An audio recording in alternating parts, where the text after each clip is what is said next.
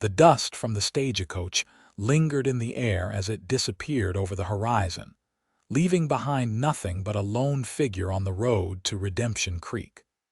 Whiskey Larson stood alone, her once fine dress torn and soiled, her face streaked with tears and dirt. The year was 1876, and the promise of a new life in the West had crumbled before she could even begin. The setting sun painted the Montana sky in brilliant oranges and purples as Whiskey pulled her tattered shawl closer around her shoulders, her honey blonde hair matted with sweat and grime. The stagecoach driver had unceremoniously deposited her and her single trunk at the crossroads when she admitted she couldn't pay the full fare to town. Now, with night approaching and wolves howling in the distance, she found herself utterly alone. The sound of hoofbeats made her heart leap. A rider approached from the east, his silhouette growing larger against the fading light. Whiskey hesitated, torn between hope for assistance and fear of who might be approaching. In these parts, a woman alone was vulnerable, and she had already learned that lesson the hard way. The rider slowed his horse as he neared. He sat tall in the saddle, his broad shoulders outlined against the darkening sky. His face was partially obscured by the shadow of his wide-brimmed hat, but as he drew closer, Whiskey could make out a strong jawline covered with several days' worth of stubble. "Evening, madam," he called, his voice deep and smooth as river stones. "Seems like an odd place to be waiting." "I wasn't waiting," Whiskey replied defensively. "I was abandoned." The man dismounted with fluid grace, keeping a respectful distance. His horse, a magnificent chestnut stallion, pawed at the ground impatiently. "Name's Preston Hayes," he said, touching the brim of his hat. "Folks call me Prees. Ranch is about 5 miles north of here." He gestured with a gloved hand. "Town's another 8 miles east. Were you heading to Redemption Creek?" Whiskey nodded, trying to maintain her composure despite her dire circumstances. "I was. I'm to be the new school teacher." Preston Hayes looked her over, taking in her disheveled appearance without judgment. "School ain't expecting you until next week, from what I heard at the general store." "I came early," she said, lifting her chin. "I wanted to settle in before the term began." A coyote's call pierced the growing darkness, causing Whiskey to flinch. Preston seemed to make a decision. "Can't leave you out here, not with night coming on." He moved toward her trunk. "I can take you to town if you'd like, or offer you a place at the ranch until morning. My housekeeper, Mrs. Oakes, is there. You'd be proper." Whiskey stiffened. "I don't need your charity, Mr. Hayes." "Not charity, madam, common decency." He hefted her trunk with ease. "And out here, decency can be the difference between living and dying." The stark truth of his words cut through her pride. With limited options and the night growing colder, Whiskey reluctantly nodded. "Very well. To town, please." Preston secured her trunk to his horse and offered his hand to help her mount. Whiskey hesitated, then stepped back. "I'm filthy," she said, her voice breaking. "The journey was difficult." Preston's eyes, a startling shade of blue in his weathered face, met hers. "Dirt washes off, madam. Pride's harder to recover once it's gone." With those words, he gently took her arm and helped her onto his horse before mounting behind her. As they set off toward Redemption Creek, Whiskey sat rigid, acutely aware of the strong arms that reached around her to hold the reins. The town appeared on the horizon, a collection of wooden buildings with light spilling from windows into the night. As they approached, Whiskey could make out a saloon, general store, and what appeared to be a small hotel. "Schoolhouse is on the other side of town," Preston informed her. "Teachers' quarters are attached to the back." "How do you know that?" Whiskey asked, curiosity momentarily overriding her discomfort. "My sister taught there for a spell before she married and moved to Denver." They rode down the main street, drawing curious glances from the few people still out at this hour. Preston guided his horse to a modest two-story building with a sign that read Redemption Creek Hotel and Boarding House. He dismounted first, then reached up to help her down. When Whiskey hesitated again, he looked up at her with understanding in his eyes. "Town's got a bathhouse," he said quietly. "I'll arrange everything.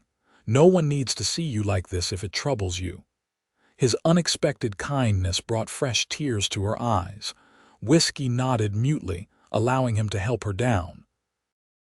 Her legs were stiff from the long journey, and she stumbled slightly as her feet touched the ground.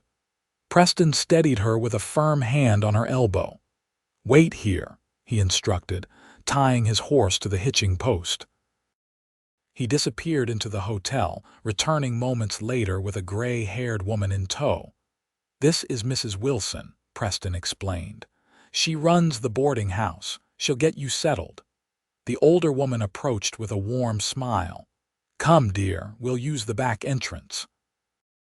I've got a room ready and I'll have hot water brought up right away." Whiskey looked from Mrs. Wilson to Preston, who was already untying her trunk. I don't have much money," she admitted, her voice barely above a whisper. "School board covers your first week's lodging, Mrs. Wilson assured her. "Now come along before you catch your death in this night air." Preston carried her trunk to the back entrance, setting it down just inside the door. "I'll be back tomorrow to take you to the schoolhouse if you'd like," he offered.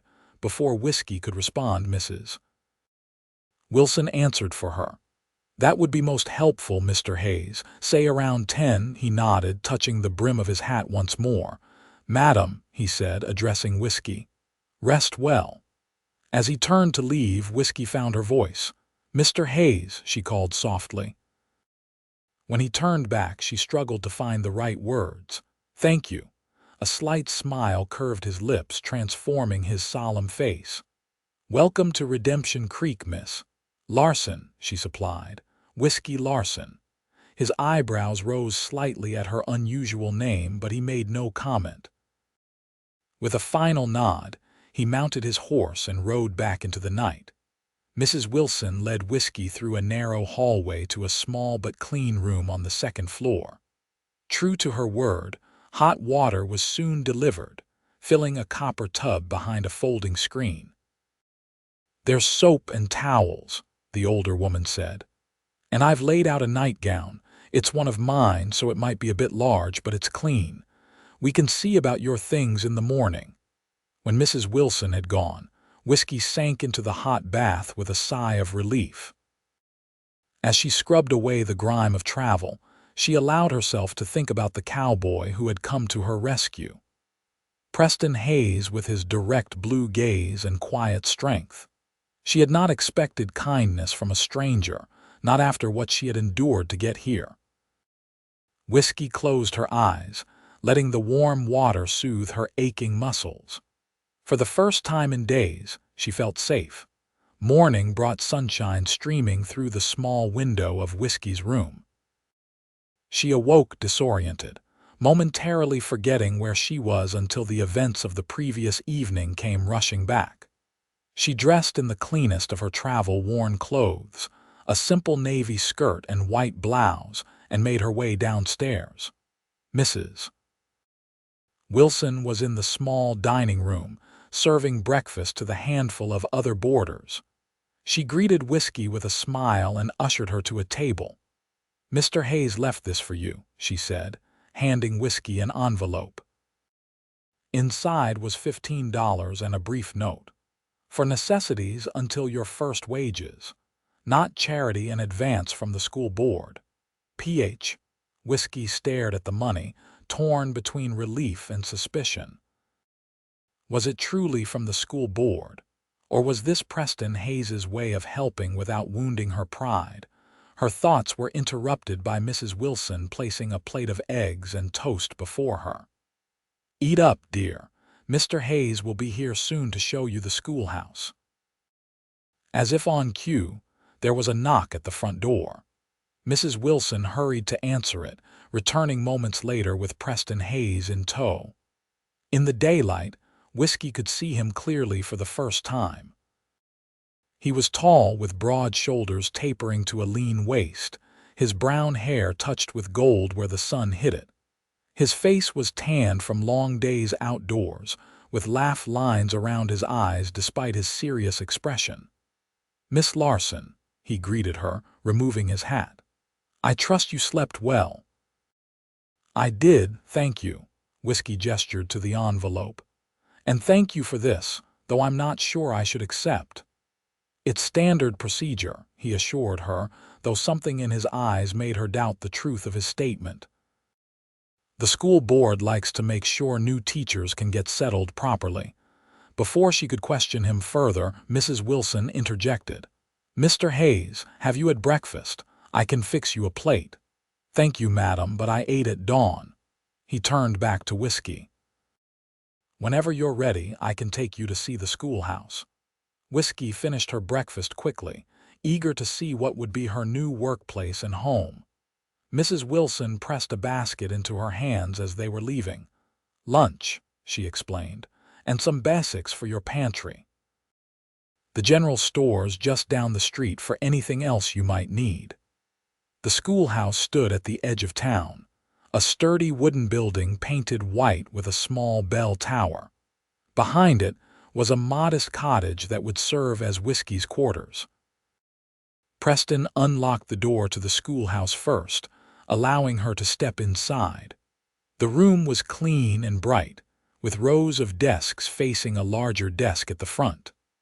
A blackboard covered the wall behind the teacher's desk, and bookshelves lined another wall. "It's not fancy," Preston said, watching her reaction, "but it's solid.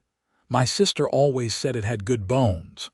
Whiskey walked between the rows of desks, running her fingers along the smooth wood. "It's perfect," she said softly. After the hardships of her journey, the simple, orderly classroom felt like a promise of stability. Preston showed her the small supply closet with chalk, primers, and other teaching materials, then led her to the cottage at the back. It consisted of a front room with a stone fireplace, a tiny kitchen, and a bedroom just large enough for a bed and dresser. "It's humble," he said, almost apologetically. "It's mine," Whiskey replied, unable to keep the wonder from her voice. After years of living under her uncle's roof, enduring his cruelty and eventually fleeing his plans to marry her off to settle a gambling debt, this small cottage represented freedom. Preston watched her, a question in his eyes that he didn't voice. Instead, he said, "Town council meets tonight at 7 in the church hall. They'll want to meet the new teacher. I can escort you if you'd like." Whiskey hesitated, thinking of her limited wardrobe. "I should visit the general store first." "I'll take you there next," Preston offered. "Then I need to head back to the ranch. I've got cattle that won't move themselves." At the general store, Preston introduced her to the proprietor, Mr. Daniels, a round man with spectacles and a friendly smile. "Put whatever Miss Larson needs on my account," Preston instructed. "The school board will settle it at the end of the month." When Mr. Daniels had moved away to help another customer, Whiskey turned to Preston with narrowed eyes. "Are you the school board, Mr. Hayes?" A flush crept up his neck. "I'm on it," he admitted. "Along with Reverend Thomas, Dr. Morgan, and Mrs. Holbrook, who runs the millinery shop." "I see." Whiskey studied him. "And do you always go to such lengths for new teachers?" "Only the ones I find stranded on the road at sunset," he replied with the hint of a smile. Whiskey couldn't help but smile in return. "Thank you for your kindness, Mr. Hayes. I won't forget it." "Preston," he corrected her. "Or Prees if you prefer. We're not much for formality in Redemption Creek." "Whiskey then," she offered in return. "Though I should warn you, it's not a family name or a nickname. My mother was." "Unconventional. It suits you," he said simply. "I'll see you at the council meeting tonight, Whiskey." After he left, Whiskey selected a few necessities: A new dress in a practical brown that wouldn't show dirt, undergarments, toiletries, and some basic foodstuffs. Mr. Daniels arranged to have everything delivered to her cottage. Back in her new home, Whiskey spent the afternoon cleaning and arranging her belongings. The cottage had been well maintained, but it had been empty for some time. By late afternoon, she had transformed it into a cozy haven. She bathed using water heated on the small stove, then dressed in her new brown dress, which fit her slender frame perfectly. As she brushed her long blonde hair, now clean and shining, she thought about Preston Hayes.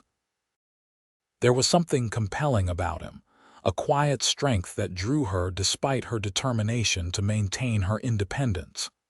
After what she had escaped in St. Louis, Whiskey had promised herself she would never be dependent on a man again.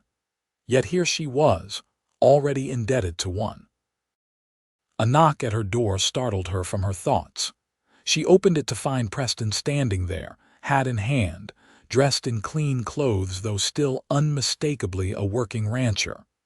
"Ready?" he asked. The church hall was already filled with townsfolk when they arrived. Preston guided her through the crowd, introducing her to what seemed like half the town. Whiskey smiled and shook hands, trying to remember names and faces. The formal meeting began with Reverend Thomas calling everyone to order. Each member of the school board welcomed her, and then townspeople were invited to ask questions. Most were practical inquiries about her teaching experience and plans for the school term. Then a stern-faced woman in a severe black dress stood. "Miss Larson, what brings you all the way from St. Louis to our little town? Surely there were teaching positions available in Missouri." Whiskey felt her heart race. She had prepared for this question, but it still unsettled her. "I wanted adventure," she said with a forced smile, "and the opportunity to help shape a growing community." The woman looked skeptical but sat down. Whiskey could feel Preston's gaze on her but didn't meet his eyes. After the meeting, as people mingled and enjoyed refreshments, Preston brought her a cup of punch. "You did well," he said quietly. "They seem like good people," Whiskey replied, looking around the room. "They are, for the most part. That was Mrs. Pemberton who questioned you. Her husband owns the bank. She considers herself the moral guardian of Redemption Creek." Whiskey tensed. "Should I be concerned?" "Not if you're as good a teacher as I suspect you are."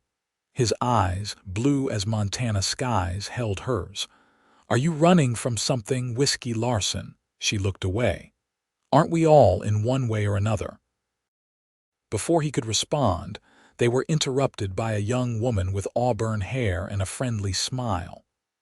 "Mr. Hayes, you're monopolizing our new teacher," she chided playfully.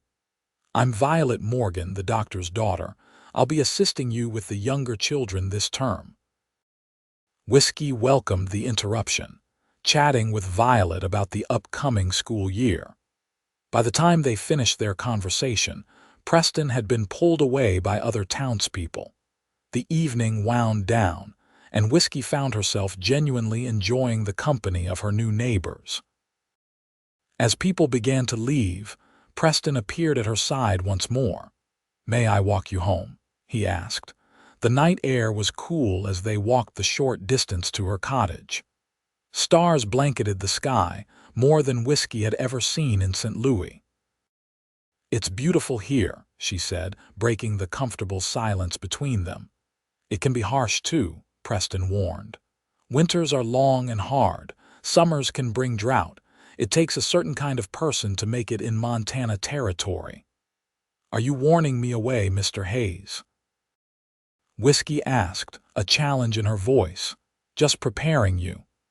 They stopped at her door. "I grew up here. I've seen city folk come with dreams of a fresh start, only to turn tail at the first blizzard or Indian scare." "I'm not so easily frightened," Whiskey assured him, though in truth, she had no idea if she could withstand the challenges he described. She only knew she couldn't go back. Preston studied her face in the moonlight. "No, I don't believe you are." He hesitated, then added, "I'll be busy at the ranch for the next few days, but if you need anything, send word with Harry at the livery. He comes out our way daily." "I'll be fine," Whiskey said. "I have a week to prepare before the children arrive." "Good night, then, Miss Larson." Preston touched his hat and turned to leave. "Whiskey," she reminded him. "And thank you again, Preston." He looked back, a smile transforming his serious face.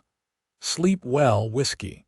The days leading up to the start of school passed in a blur of preparation. Whiskey cleaned the schoolhouse from top to bottom, organized textbooks, and planned lessons.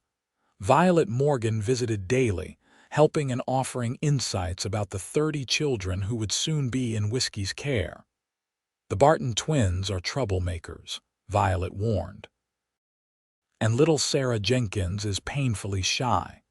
Oh, and the Cooper children, there are 4 of them, they're Preston's nieces and nephews." Whiskey looked up from the primer she was examining. "Preston has siblings here, just his brother William. He's foreman at the Hayes Ranch. Their sister, the one who taught here before, moved to Denver 2 years ago."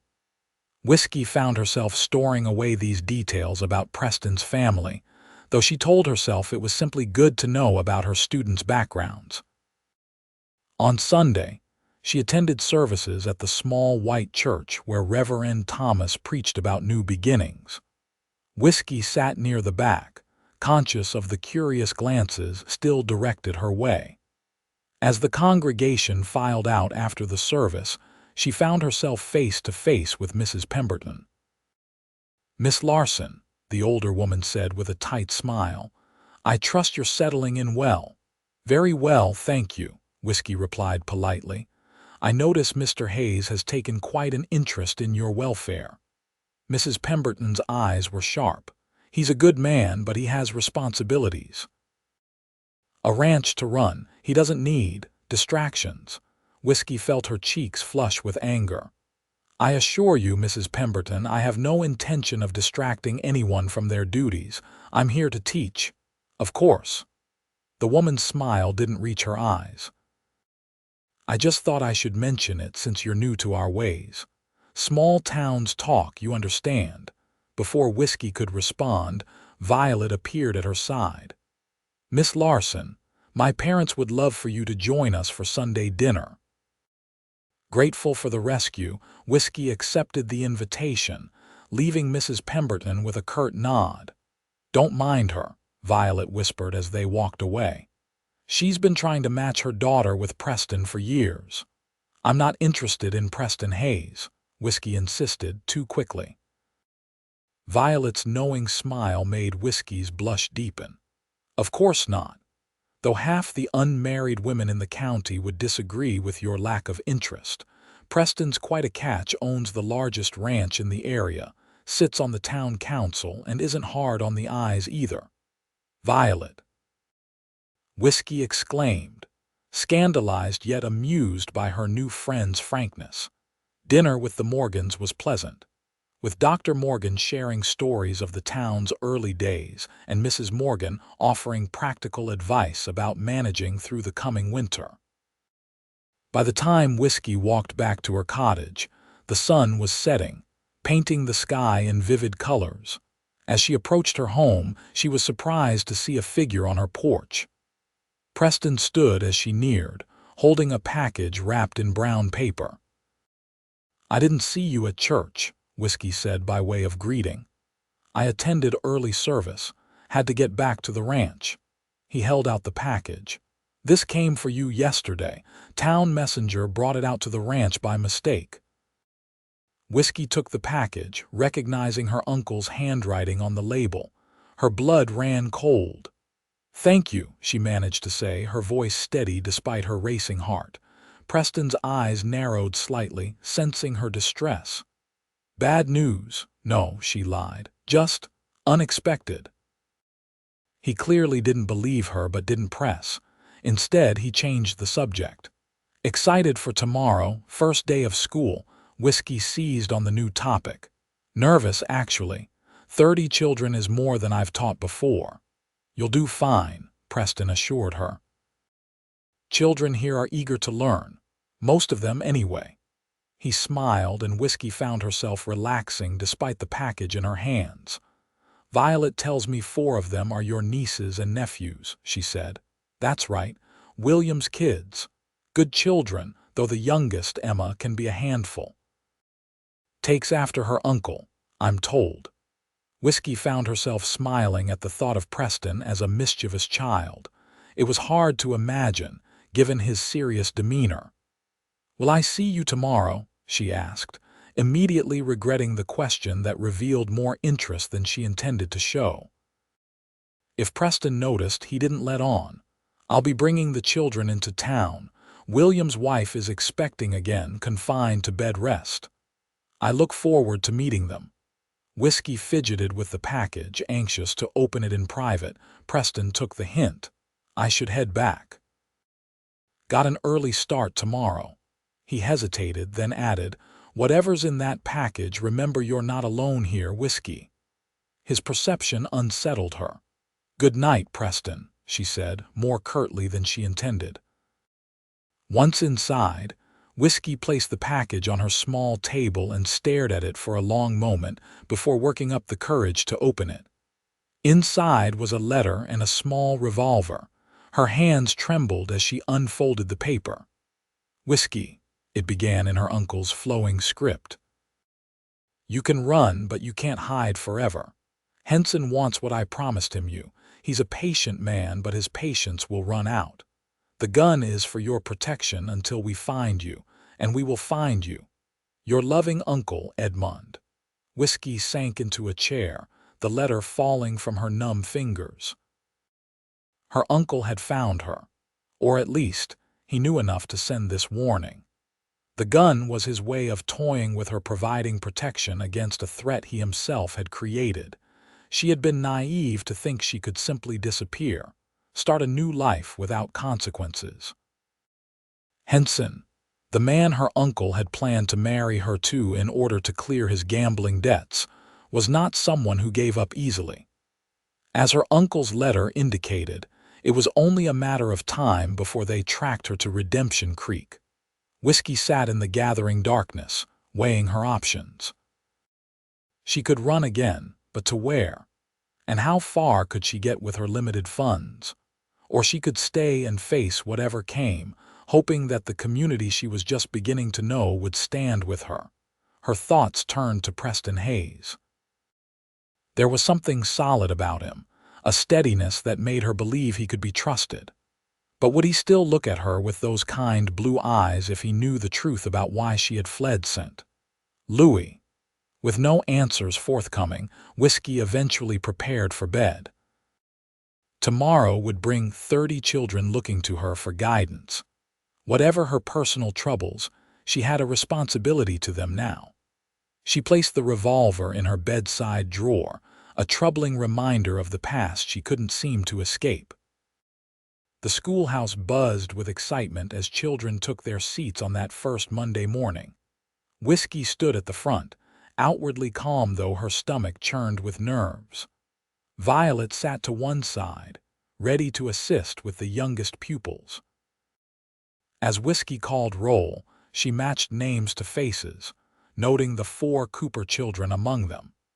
The oldest, a serious boy of 12 named James, had Preston's blue eyes.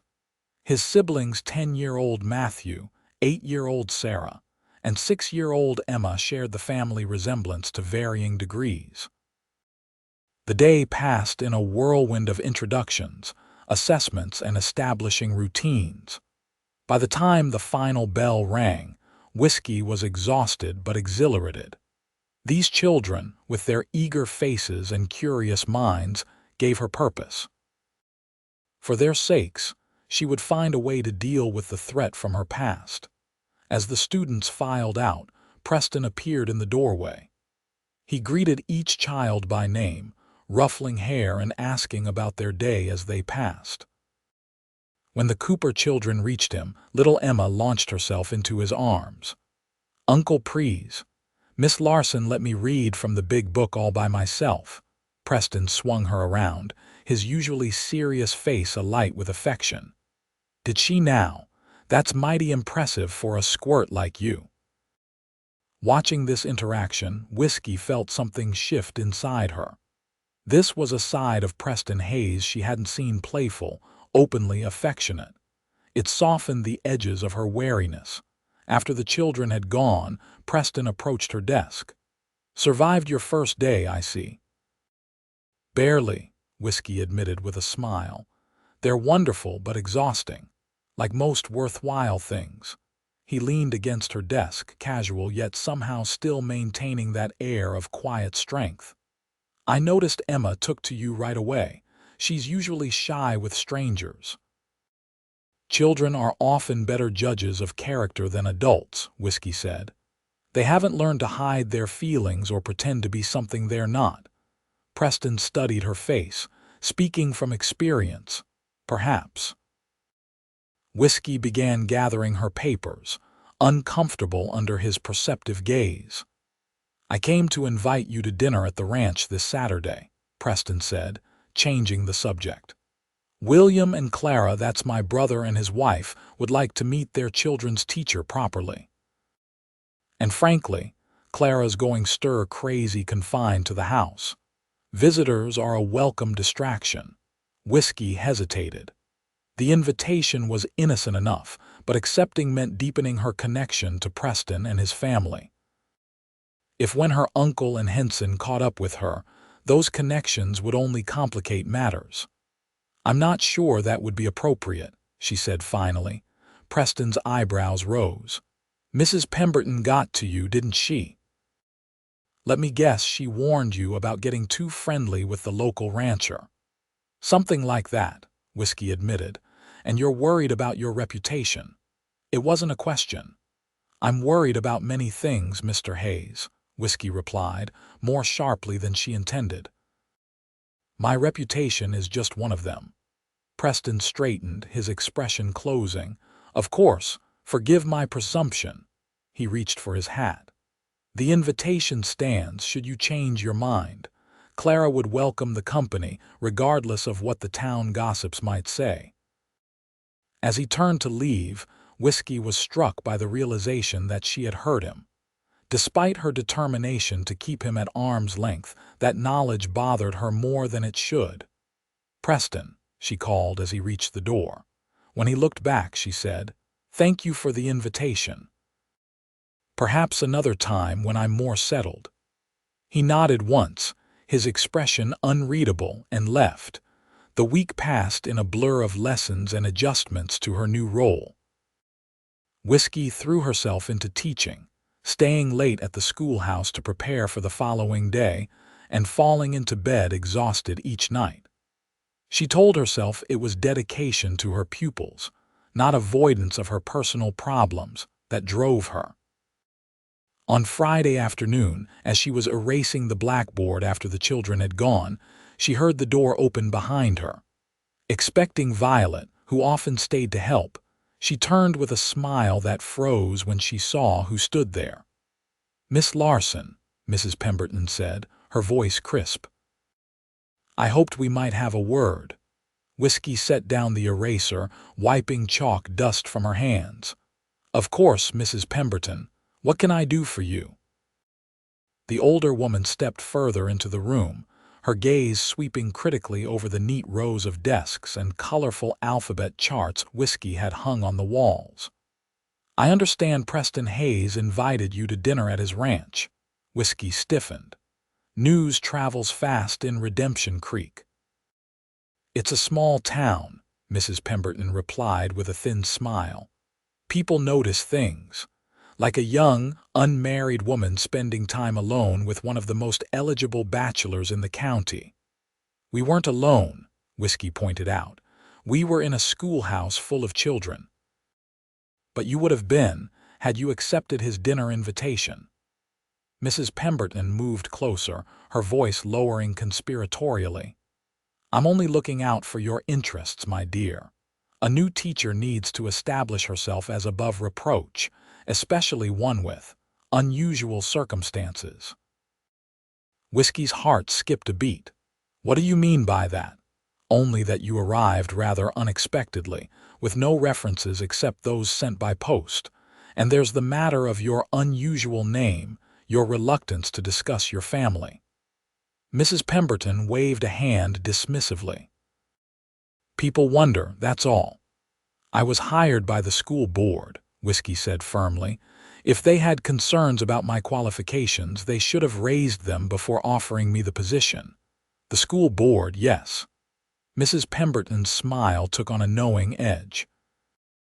"Preston was quite insistent about hiring you despite the gaps in your application. One wonders why." The implication was clear, and Whiskey felt anger rise in her chest. Mr. Hayes had never met me before I arrived in Redemption Creek. Any interest he took in my application would have been professional. "Perhaps," Mrs. Pemberton conceded. "But now that he has met you, his interest seems to have evolved. I merely suggest you consider the potential consequences to your reputation and position here." Before Whiskey could respond, the schoolhouse door opened again and Violet entered, stopping short when she saw Mrs. Pemberton. "Oh, I'm sorry to interrupt," she said, looking between the two women with concern. "Not at all, Miss Morgan," Mrs. Pemberton said smoothly. "I was just leaving." "Good day, Miss Larson. Consider what I've said." After she left, Violet turned to Whiskey with wide eyes. "What was that about?" Whiskey sighed, sinking into her chair. "Apparently, Preston Hayes is off limits if I want to maintain my respectability in this town." Violet rolled her eyes. "Mrs. Pemberton has been trying to match Preston with her daughter Catherine for years. She'd warn off any woman who caught his eye." "I haven't caught his eye," Whiskey protested. "He was being neighborly, that's all. If you say so." Violet's skeptical tone made Whiskey flush. "For what it's worth, Preston doesn't pay special attention to just anyone. He's always been selective about who he lets close." Whiskey didn't know how to respond to that, so she changed the subject. "Help me finish putting these primers away." Later that evening, as Whiskey prepared a simple supper in her cottage, a knock came at her door. She opened it to find young Emma Cooper on her porch, clutching a small package wrapped in brown paper. "Emma, what are you doing here alone?" Whiskey looked past the child, expecting to see an adult nearby. "Uncle Prees is at the general store," Emma explained. "He said I could run over and give you this while he settled up with Mr. Daniels." She thrust the package forward. "It's from Aunt Clara. She said to tell you she's sorry you can't come to dinner tomorrow, but maybe you can come another time." Whiskey accepted the package, touched by the thoughtfulness of a woman she had never met. "Thank you, Emma. That's very kind of your aunt.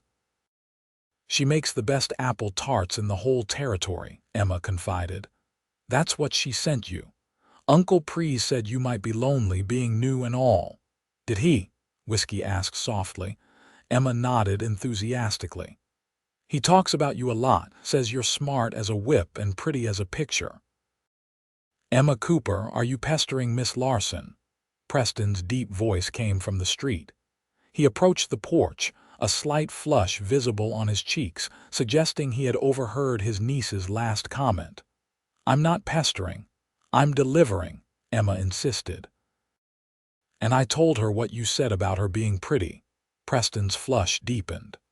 "Emma, there are some things gentlemen say in private that aren't meant to be repeated."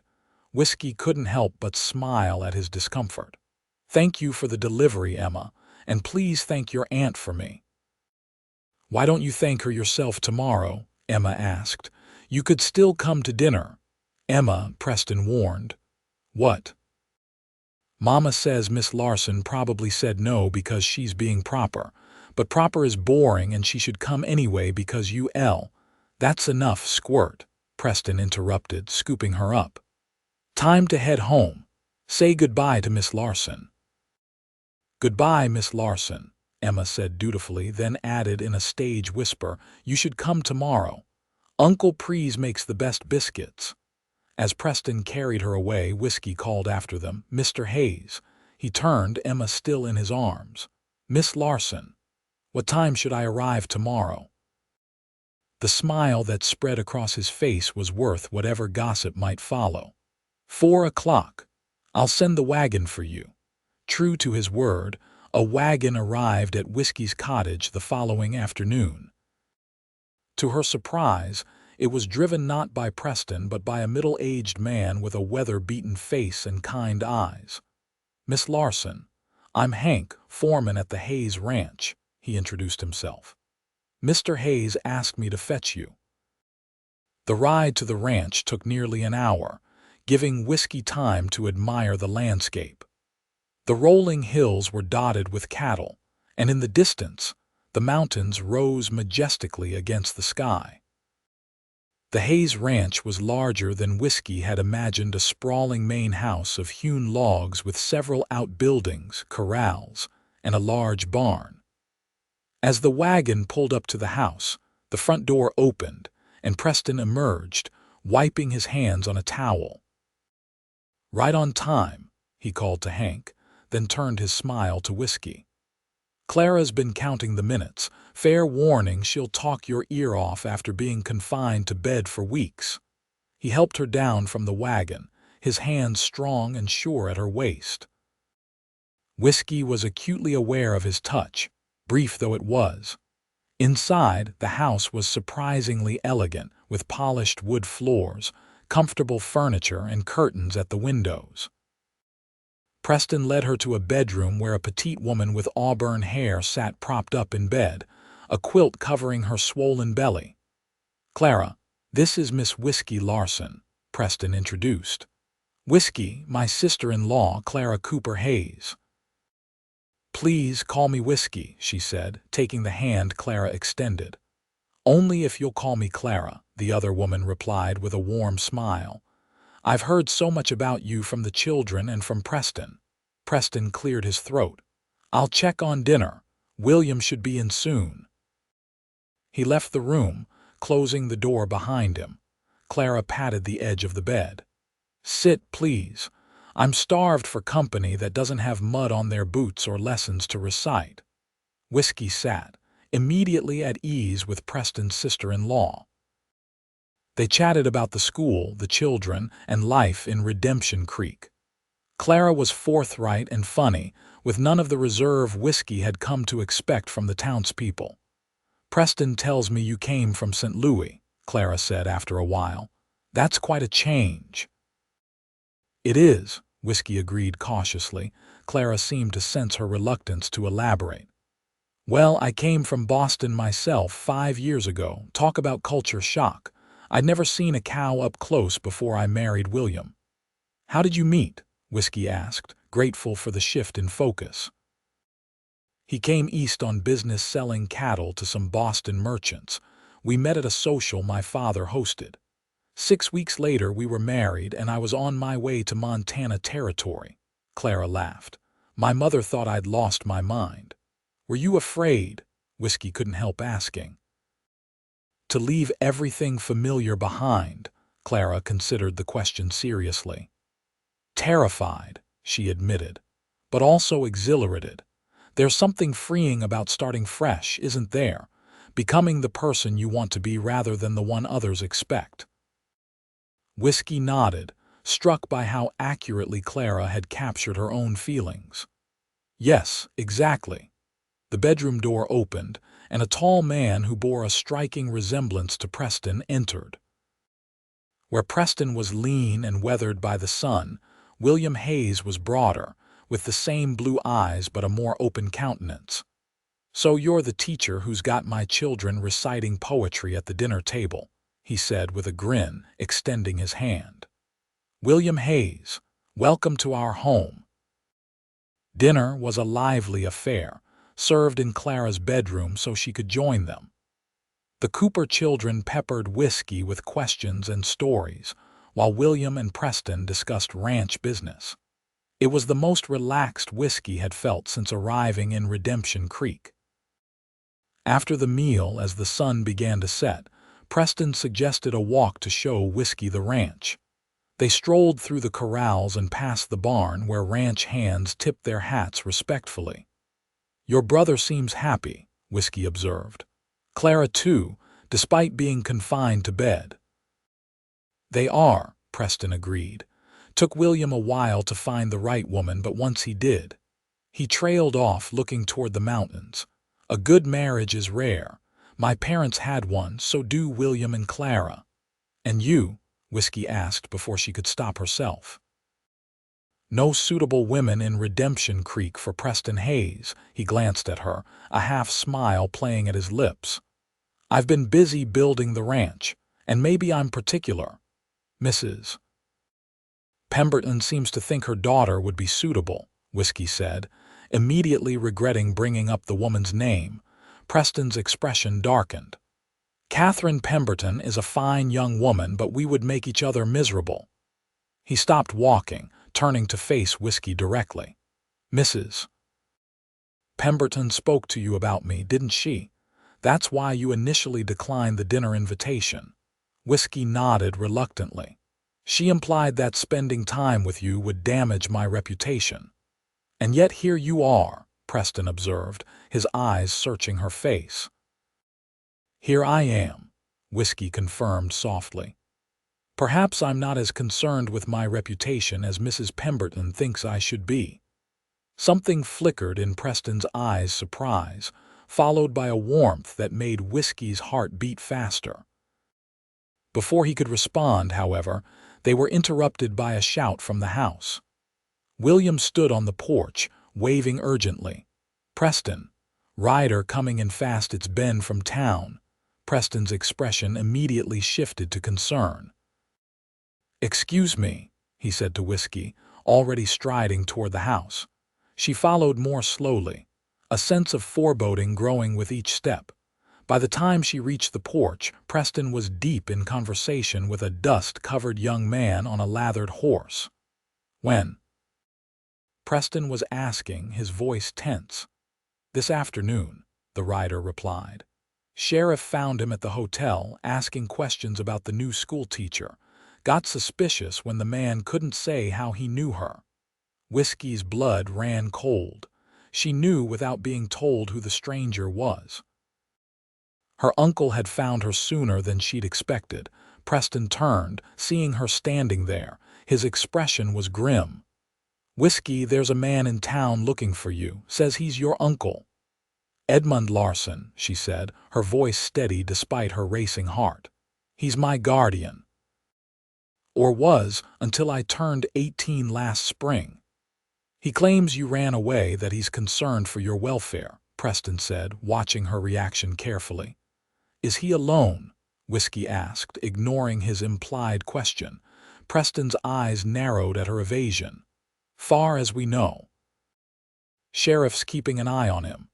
Whiskey nodded, mind racing. If her uncle was alone, perhaps Henson hadn't come with him, but that was unlikely to last. She needed to leave Redemption Creek immediately. I should return to town, she said, working to keep her voice even. If my uncle is concerned, I should speak with him. I'll take you, Preston said firmly. William, have Hank prepare the buckboard. While they waited for the wagon to be readied, Whiskey said her goodbyes to Clara and the children, trying to act as though this was a normal end to their evening. But as she and Preston rode back toward town in tense silence, she knew everything had changed. Are you going to tell me what's really going on? Preston finally asked, his voice quiet in the gathering darkness. Whiskey stared straight ahead. It's complicated. Most things worth understanding are, he replied. When she remained silent, he added, I can't help if I don't know what we're facing. The "we" caught her attention. This isn't your problem, Preston. It became my problem the moment a stranger rode into my town asking about you with ill intent, he said firmly. I can see it in your face, Whiskey. You're afraid of him. She couldn't deny it. Yes, she admitted, but not for the reasons you might think. My uncle isn't physically abusive. He's manipulative, controlling, and, Preston prompted gently. Whiskey took a deep breath. And he promised me in marriage to a man named Henson to settle a gambling debt. That's why I ran. Preston's hands tightened on the reins. He sold you, he said flatly, anger evident in his voice. In effect, Whiskey agreed. Henson is 30 years my senior, twice widowed with a reputation for cruelty. When I refused, my uncle locked me in my room until I came to my senses. I escaped through the window one night and fled west. And now he's found you. Preston's jaw was set in a hard line. Yes. Whiskey stared at her hands, clenched tightly in her lap. I need to leave Redemption Creek, tonight if possible. No, Preston said firmly. Whiskey looked up in surprise. No, running won't solve this, Whiskey. He found you once, he can find you again. Preston turned to meet her gaze, his eyes fierce in the moonlight. You have a life here now, children who depend on you, friends who care about you. I've been here barely 2 weeks, Whiskey protested. Long enough to make an impression, Preston replied. Long enough for people to want to stand with you. You don't understand, Whiskey said, frustration edging her voice. My uncle won't just give up and go home, and if Henson comes... She shuddered. He's not a man who takes rejection well. Then we'll deal with him too, Preston said with quiet confidence. This is Montana territory, Whiskey. We handle our problems differently here than in St. Louis. As they crested the hill overlooking Redemption Creek, the small town came into view, lights twinkling in windows. It looked peaceful, untouched by the trouble Whiskey had brought with her. I don't want anyone hurt because of me, she said softly. Preston reached over and covered her hand with his own. Some things are worth fighting for. The warmth of his hand, the conviction in his voice, they steadied her, even as her fear remained. By the time they reached town, Whiskey had made a decision. She wouldn't run, not yet. But she would face her uncle on her terms, not his. The sheriff's office was lit when they arrived in town. Preston helped Whiskey down from the wagon, his hand lingering on her waist a moment longer than necessary. The touch gave her courage as they entered the small building. Sheriff Markham, a grizzled veteran of the frontier, looked up from his desk. Seated across from him was a well-dressed man in his 50s with silver-streaked dark hair and a neatly trimmed beard, Edmund Larson. Whiskey, her uncle said, rising with a smile that didn't reach his eyes. Thank God, I've been so worried. Whiskey remained near the door, Preston a solid presence beside her. Hello, Uncle. You needn't have troubled yourself. As you can see, I'm perfectly well. Edmund's gaze flickered to Preston, then back to his niece. You disappeared without a word. What was I to think? Perhaps that I had no desire to marry Mr. Henson, Whiskey replied coolly. The sheriff cleared his throat. This is a family matter, then? Yes, Edmund said quickly. No, Whiskey countered. My uncle arranged a marriage for me without my consent, to a man who paid him handsomely for the privilege. When I refused, I was confined against my will. I left legally, of my own accord, as an adult woman with the right to determine her own future. Edmund's pleasant mask slipped slightly. You're being dramatic, my dear. Mr. Henson is a respectable businessman who would provide well for you. Your reluctance is merely youthful rebellion. Mr. Larson, Preston interjected, his voice level but with an undercurrent of steel, your niece has established herself here. She's our schoolteacher, respected by the community. Whatever arrangements you made in St. Louis have no bearing here. Edmund assessed Preston with cold eyes. And you are Preston Hayes. I own the Hayes Ranch north of town and sit on the town council and school board. Ah. Edmund's smile was calculating. And you've taken an interest in my niece's welfare. How? Gallant. The insinuation was clear, and Whiskey felt her cheeks flush with anger. My uncle is leaving on tomorrow's stage, Sheriff, she said firmly. There's nothing more to discuss. Edmund's expression hardened. I've come a long way, Whiskey. The least you can do is speak with me privately before dismissing me so abruptly.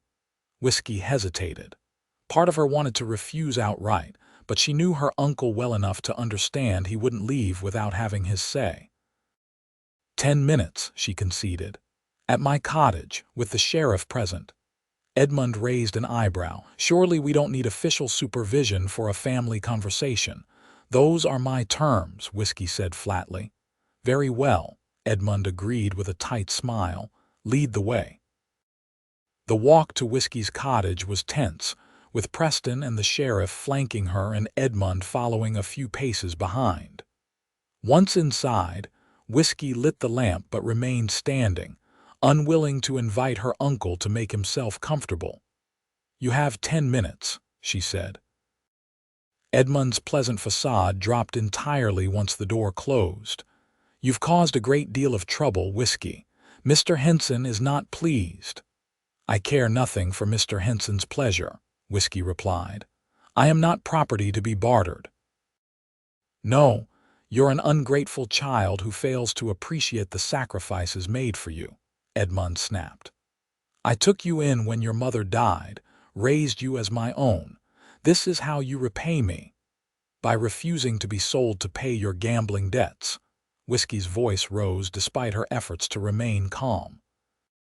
Yes, uncle, that's exactly how I repay you. Edmund's eyes narrowed. You think you've escaped, but you haven't. Henson is a day behind me. He'll be here tomorrow or the next day, and he's bringing the paperwork you signed. Whiskey's heart stuttered. I signed nothing. Your signature on the marriage contract suggests otherwise, Edmund said with a cold smile. Forged, of course, but who will know that here? A respected businessman from St. Louis, a signed contract against the word of a young woman who fled her legal guardian. Who do you think the law will believe? Before Whiskey could respond, Preston stepped forward. The law here knows Miss Larson. It doesn't know you or this Henson fellow. And contracts signed under duress or through forgery aren't worth the paper they're written on. Stay out of this, Hayes, Edmund warned. You have no idea what you're involving yourself in. I know enough, Preston replied, his voice steady. I know Whiskey is a grown woman making her own choices. I know she's chosen to build a life here, and I know this community protects its own. The sheriff nodded in agreement. Mr. Larson, I suggest you take the morning stage back to wherever you came from. Tell your friend Henson not to bother making the trip. Edmund looked from the sheriff to Preston, then to Whiskey, his expression calculating. This isn't over, he said finally. Henson isn't a man who gives up easily. Neither am I, Whiskey replied, finding strength in Preston's unwavering support. Good night, uncle. The stage leaves at 8. After Edmund and the sheriff had gone, Whiskey sank into a chair, the tension of the confrontation leaving her shaky. Preston knelt beside her, taking her trembling hands in his. Are you all right? He asked softly. He's not bluffing about the forged contract, Whiskey said. Henson has connections in St. Louis judges, politicians. If he comes with papers that appear legal, then we'll fight it, Preston said firmly. Sheriff Markham already sent a telegram to the territorial governor.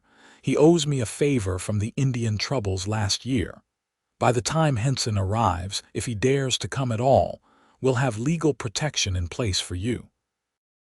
Whiskey looked into his earnest blue eyes, overwhelmed by his determination to protect her.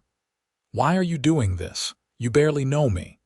Preston's gaze held her steadily. I know enough, he said simply. I know you're brave and kind. I know you connect with children in a way that's rare. I know that when you smile, really smile, it lights up your whole face. His voice softened. And I know that from the moment I found you on that road, I haven't been able to stop thinking about you. Whiskey's breath caught. Preston, you don't need to say anything, he assured her quickly. This isn't the time, I understand that. I just want you to know why I'm standing with you. It's not obligation or chivalry. It's because I see you, Whiskey Larson. I see your strength and your fear and your beauty, not just the kind that shows on the outside, but the kind that comes from within. Tears welled in Whiskey's eyes. No one had ever seen her so clearly or spoken to her with such honest emotion. "I don't know what to say." Preston smiled gently. "You don't have to say anything. Just know that you're not alone in this fight." He rose, reluctantly releasing her hands. "I should go. Sheriff Markham is posting a deputy outside tonight just to be safe." "Thank you," Whiskey said, standing as well. "For everything." At the door, Preston turned back. "Try to rest. Tomorrow after school, come out to the ranch. You'll be safer there until this is resolved." After he left, Whiskey moved about her small cottage, preparing for bed with mechanical motions while her mind raced. Preston's words echoed in her thoughts, warming her despite the threat her uncle represented. For the first time since fleeing St. Louis, she felt truly seen and valued for who she was. As she blew out the lamp and settled under her quilt, Whiskey made a decision. She would not allow her uncle or Henson to dictate her future any longer. Here in Redemption Creek, she had found not just sanctuary but the beginning of a life worth fighting for. The morning stage departed at 8 as scheduled, with Edmund Larson aboard. Whiskey watched from the schoolhouse steps, Preston at her side, as the coach disappeared in a cloud of dust. But there was no sense of relief, only the knowledge that a greater confrontation approached. "Will you be all right today?" Preston asked, his concern evident. "I have 30 children counting on me to teach them," Whiskey replied with more confidence than she felt. "I won't let them down." Preston nodded, understanding the determination behind her words. "I'll be back at 3 to take you to the ranch." The school day passed in a blur of lessons and children's voices. Whiskey threw herself into teaching, finding solace in the familiar routine. But beneath her calm exterior, anxiety simmered. Each time the schoolhouse door opened, her heart jumped, expecting to see Henson's imposing figure. At 3, Preston arrived as promised. The children had gone, and Whiskey was gathering papers to grade. He entered quietly, hat in hand, his expression grave. "Henson arrived on the noon stage," he said without preamble. "He's at the hotel with a man he claims is his lawyer." Whiskey's hand stilled. "Have they shown the forged contract?" "Not yet. They're meeting with Sheriff Markham and Judge Wilson now." Preston moved closer. "The telegram from the governor arrived this morning. You're under territorial protection pending a full investigation of any claims against you." Relief flooded through her, but it was tempered by caution. "That won't stop Henson." "No," Preston agreed, "but it buys us time and legal standing." He held out his hand. "Are you ready to go? William and Hank are waiting with the wagon. We thought a show of force might be prudent." Whiskey gathered her things quickly, then hesitated. "My revolver," she said. "In the drawer by my bed. I should bring it." Preston's eyebrows rose, but he didn't question her. "I'll get it." Minutes later, they left the schoolhouse through the back door. William Hayes and Hank were waiting with a wagon, rifles across their laps. They nodded grimly to Whiskey as Preston helped her aboard. "Clara's looking forward to having company," William said conversationally, as though they weren't essentially smuggling her out of town. "She's been embroidering baby clothes all day and needs someone to admire her handiwork." The casual normality of his comment made Whiskey smile despite her tension. "I'd be happy to oblige." They took a circuitous route out of town, avoiding the main street where the hotel stood. But as they passed the church, a figure stepped into the road, forcing William to rein in the horses. Augustus Henson was a tall, broad-shouldered man in his 50s, expensively dressed and radiating authority. His sharp eyes fixed on Whiskey, a triumphant smile spreading across his face. "Miss Larson," he called. "Or should I say Mrs. Henson? The paperwork indicates we've been married for over a month." Preston jumped down from the wagon, positioning himself between Whiskey and Henson. "Move aside, sir. You're blocking the road." "I'm claiming what's legally mine," Henson replied, his voice deceptively pleasant. My wife seems to have wandered off before our union could be properly consummated. William raised his rifle slightly. That's enough of that kind of talk. The lady isn't going anywhere with you. Henson's smile didn't waver. The lady signed a marriage contract. Judge Wilson is reviewing it now. By this evening, he'll issue an order compelling her to fulfill her legal obligations. Forgery isn't legal, Whiskey said, finding her voice at last. And neither is forcing a woman into marriage against her will. Prove it's forgery, Henson challenged. Your uncle witnessed your signature. My lawyer has affidavits from respected citizens of St. Louis attesting to our engagement. It's your word against substantial evidence, my dear. A crowd had begun to gather, drawn by the confrontation. Whiskey saw Mrs. Pemberton among them, watching with avid interest. Violet stood nearby, her expression concerned. This is neither the time nor place for this discussion, Preston said firmly. If you have legal claims, present them through proper channels. Meanwhile, Miss Larson remains free to go where she pleases. She's my wife, Henson insisted, his voice hardening. And I'll not have her living under another man's roof, Hayes. Your reputation in this matter is already compromised. The implication drew murmurs from the gathering crowd. Whiskey felt a flash of anger at the way Henson was manipulating the situation, using the town's conservative values against her. Mr. Henson, she said clearly, standing in the wagon so everyone could see her. I am not your wife. I never agreed to marry you. Any document bearing my signature is a forgery created by my uncle to settle his gambling debts to you. Henson's expression darkened. Be careful, Whiskey. Slander is a serious offense. So is forgery, she retorted. And coercion and false imprisonment, all things you and my uncle are guilty of. You ungrateful girl, Henson snarled, his pleasant facade cracking. After all your uncle and I have done for you, done for me, Whiskey interrupted, her voice rising with indignation. You mean selling me like cattle, locking me in my room when I refused, tracking me across half the country to force me into a marriage I never consented to. The crowd's murmurs grew louder, and Whiskey saw several people exchange troubled glances. Even Mrs. Pemberton looked disturbed by Henson's behavior. This is absurd, Henson said, regaining his composure. The girl is clearly unbalanced. Her uncle warned me about her flights of fancy. I believe Miss Larson, Preston said firmly. His declaration hung in the air, a challenge to anyone who might doubt her. As do I, came another voice. Reverend Thomas stepped forward from the crowd.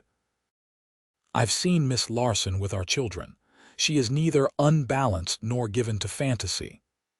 And I, added Dr. Morgan, joining the reverend. Furthermore, I would be interested to examine this so-called marriage contract. As a notary public for the territory, I'm familiar with the legal requirements for such documents. One by one, townspeople stepped forward, parents of Whiskey's students, shopkeepers she had patronized, even Violet's mother who had hosted her for Sunday dinner. Each declared their belief in her character and truthfulness. Henson looked increasingly uncomfortable as the community rallied around Whiskey. His confident demeanor slipped further when Sheriff Markham appeared, a telegram in hand. Mr. Henson, the sheriff called, pushing through the crowd. Just received this from the circuit judge in Helena. He's ordered all documents related to your claim be sent to him for review. Meanwhile, Miss Larson remains under territorial protection. Henson's face flushed with anger. This is outrageous. I have rights, so does Miss Larson, Sheriff Markham interrupted. And right now, those include not being harassed in the street by a man waving questionable paperwork. He gestured to his deputy. Escort Mr. Henson back to the hotel. He's not to approach Miss Larson until this matter is legally resolved. As Henson was led away, still protesting, the tension in Whiskey's body released so suddenly she felt lightheaded. Preston was at her side instantly, steadying her. "Let's get you to the ranch," he said softly. "You're safe now." The crowd dispersed slowly, many stopping to offer words of support to Whiskey. Even Mrs. Pemberton approached, her usual haughty demeanor subdued. "Miss Larson," she said stiffly, "I may have misjudged the situation and you." With that cryptic statement, she turned and walked away. By the time they reached the Hayes ranch, the sun was setting. Clara welcomed Whiskey with open arms, as though she were family returning home rather than a virtual stranger seeking refuge. "You'll stay in the guest room next to mine," she declared. "That way I'll have company during the day while the men are working." The next several days fell into a routine. Preston drove Whiskey to the schoolhouse each morning and brought her back to the ranch each afternoon. Sheriff Markham kept Henson under close observation, preventing him from approaching Whiskey or the school.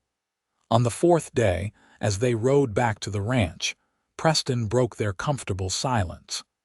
"The circuit judge will be here tomorrow. He'll hear Henson's claim and your refutation." Whiskey nodded, her stomach tightening with anxiety. What if the judge believes him? The forged contract, the witnesses.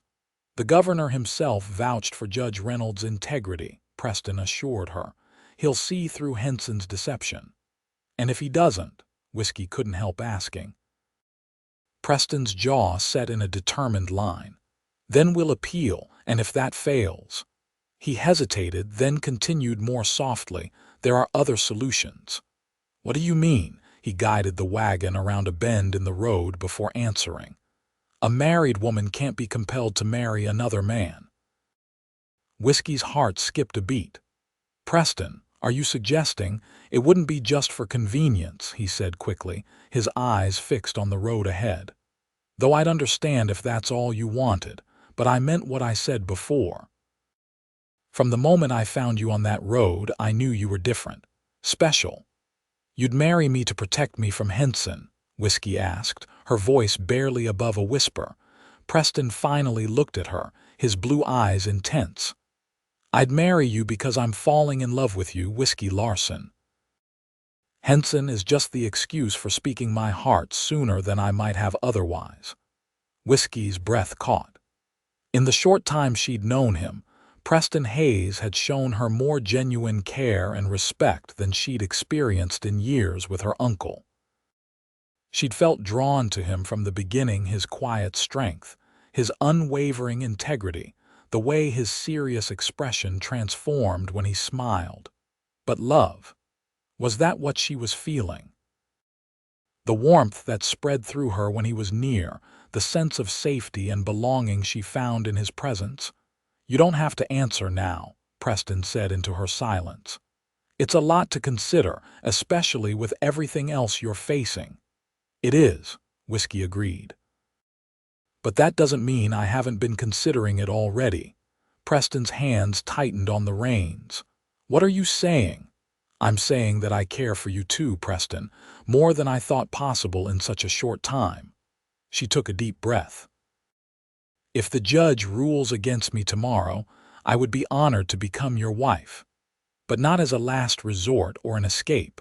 Only if we both truly want it, for the right reasons." The smile that spread across Preston's face was like sunrise breaking over the mountains. "I want it for all the right reasons, Whiskey. And a few selfish ones too, like waking up to your smile every morning and hearing your laugh every day." His words painted a picture of a future Whiskey hadn't dared to imagine for herself, one filled with joy and companionship rather than obligation and constraint. For the first time since leaving St. Louis, she allowed herself to hope. The next morning dawned clear and crisp. The circuit judge had arrived late the previous night and would hold court in the church at 10 o'clock. Whiskey dressed with care in her best dress, a deep green that brought out the gold in her hair. Preston waited for her on the porch, looking handsome and solemn in a clean shirt and vest. "Ready?" he asked, offering his arm. "As I'll ever be," she replied, taking it. The church was packed when they arrived. It seemed the entire town had turned out to witness the proceedings. Henson sat at a table near the front with his lawyer and, to Whiskey's dismay, her uncle. Edmund's face was expressionless as she walked past. Judge Reynolds, a distinguished man with silver hair and piercing gray eyes, called the court to order. He explained that this was not a formal trial but a hearing to determine the validity of the marriage contract Henson had presented. Henson's lawyer spoke first, presenting the document in question, an official-looking paper bearing what appeared to be Whiskey's signature. He called Edmund to testify to witnessing the signing, then presented affidavits from several St. Louis citizens affirming Whiskey and Henson's engagement. When it was Whiskey's turn, she approached the front with Preston at her side. The judge had agreed to allow him to speak on her behalf, given her limited legal knowledge. "Miss Larson," Judge Reynolds began, "do you deny signing this contract?" "I do, Your Honor," Whiskey replied firmly. "That is not my signature." "Can you prove it?" Preston stepped forward. "Your Honor, we've brought samples of Miss Larson's actual handwriting letters she's written, school records she's kept since arriving in Redemption Creek. You'll see the signature on the contract doesn't match." The judge examined the documents carefully, comparing them to the contract. "There are discrepancies," he acknowledged, "but handwriting can vary based on circumstances." "There's more, Your Honor," Preston continued. "Miss Larson was physically confined by her uncle when this contract was supposedly signed. We have witness testimony to that effect." A murmur ran through the crowd as Violet Morgan stood. "Your Honor, I received a letter from my cousin in St. Louis 2 months ago. She mentioned that Edmund Larson had locked his niece in her room after she refused a marriage arrangement. The entire neighborhood knew of it." "Hearsay," Henson's lawyer objected. "I have the letter," Violet countered, producing it from her reticule. The judge read it carefully. "This corresponds with the timeline Miss Larson has described." He turned to Edmund. "Mr. Larson, did you confine your niece to her room?" Edmund shifted uncomfortably. "She was hysterical. It was for her own protection." "And did you forge her signature on this contract?" the judge pressed. "Absolutely not," Edmund declared, though his eyes slid away from the judge's piercing gaze. "Your Honor," Preston interjected, "there's another witness who can speak to Mr. Larson's character and truthfulness in this matter." At his signal, the church door opened and a small, neat woman in her 40s entered. Whiskey gasped in recognition. Mrs. Finch, her uncle's housekeeper. Edmund's face paled. "What is she doing here?" "Mrs. Finch arrived on yesterday's stage," Preston explained, "at our invitation." The housekeeper approached the front, her expression determined. "Your Honor, I've worked for Mr. Larson for 15 years. I was there the night Miss Whiskey escaped. I was also there when Mr. Larson and Mr. Henson created that contract, a week after she was gone." "You saw them forge the signature?" the judge asked. "With my own eyes," Mrs. Finch confirmed. "Mr. Larson practiced copying it from her letters until he got it right. Then Mr. Henson dated it from before she left." "That's a lie," Edmund shouted, rising to his feet. "She was dismissed for theft."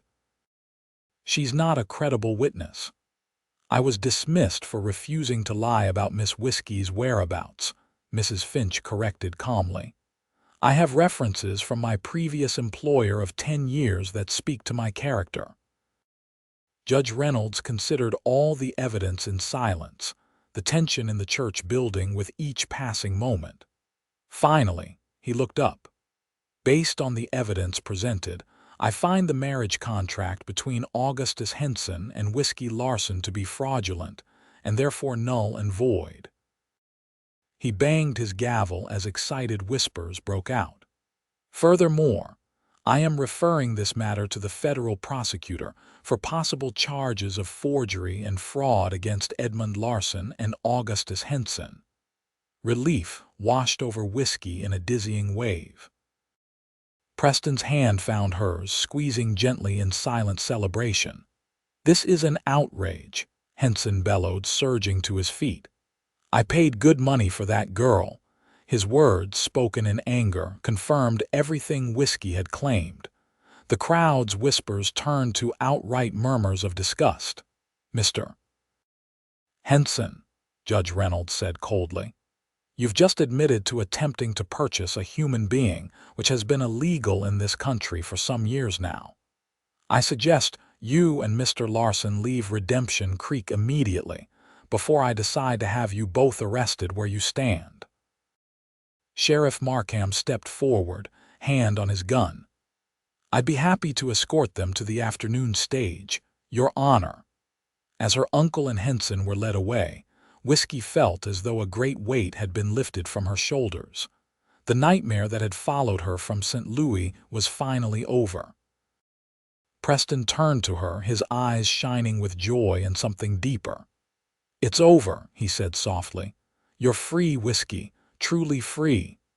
"Thanks to you," she replied, overwhelmed with gratitude. "If you hadn't found me on that road—" "If I hadn't found you, someone else would have," Preston said. "But I'm mighty glad it was me." People surrounded them then, offering congratulations and support. Through it all, Preston kept her hand in his, a silent promise of what was to come. That evening they sat on the porch of the Hayes Ranch, watching the sunset paint the sky in brilliant hues of orange and purple. Clara and William had tactfully left them alone, taking the children inside for bedtime stories. "What happens now?" Whiskey asked, breaking the comfortable silence. "I should move back to my cottage, I suppose." "Is that what you want?" Preston's voice was gentle. Whiskey considered the question seriously. "I want to keep teaching. The children need me and I need them." "And beyond that," Preston prompted. She turned to look at him, this man who had become so important to her in such a short time. "I want to build a life here, a real life with roots and connections. I've never had that before." Preston took her hand, his calloused fingers warm against hers. "Would that life have room in it for me?" "It wouldn't be the life I want without you in it," Whiskey admitted softly. The smile that spread across Preston's face was like sunlight breaking through clouds. "I meant what I said yesterday. I'm falling in love with you, Whiskey Larson. I think I started falling the moment I saw you on that road, filthy and defiant and more beautiful than anything I'd ever seen." Whiskey laughed. "I was a mess." "You were magnificent," Preston corrected. "Brave enough to leave everything behind and start over. Strong enough to face down your uncle and Henson." His expression softened. "And gentle enough to earn the trust of 30 children and one stubborn rancher." He reached into his pocket and pulled out a small object that caught the last rays of the setting sun.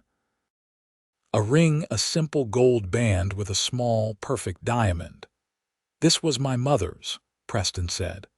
"My father gave it to her when they decided to homestead here, before Montana was even a territory. It's seen hard times and good times, drought and plenty.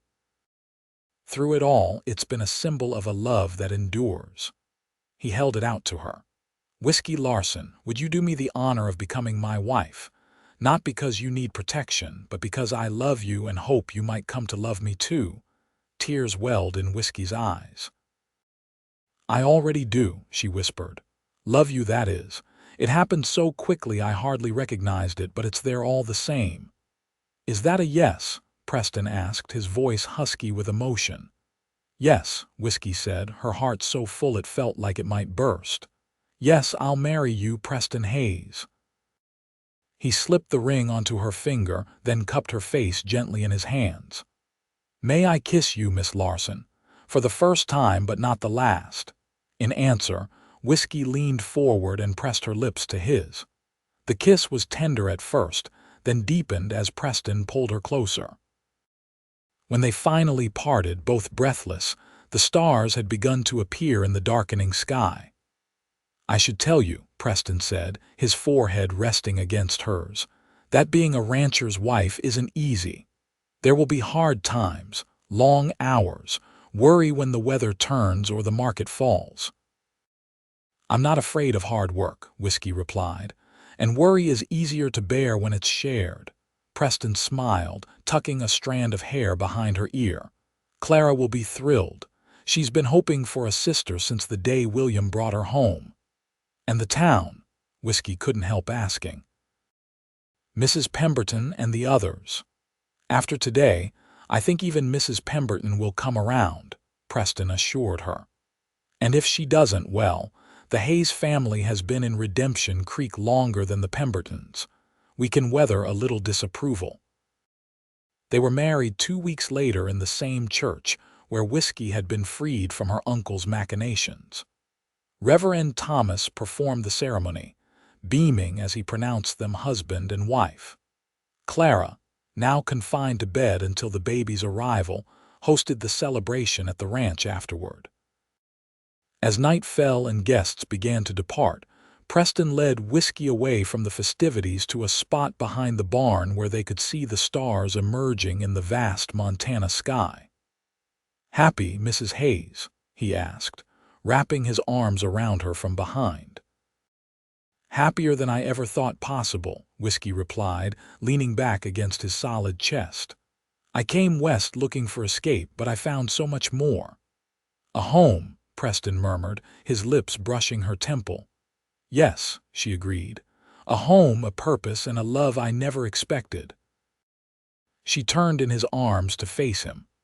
"Do you know what I thought that first night when you found me on the road? That I was annoyingly persistent," Preston guessed with a smile. Whiskey laughed. "Well, yes, that too. But mostly I thought no one would ever see past the dirt and desperation to the woman underneath." She reached up to touch his face. "But you did. You saw me, Preston, all of me." "I still do," he whispered, lowering his head to kiss her, "and I always will." 3 years later, Whiskey stood on the porch of the Hayes ranch, watching as Preston rode in from checking the herd.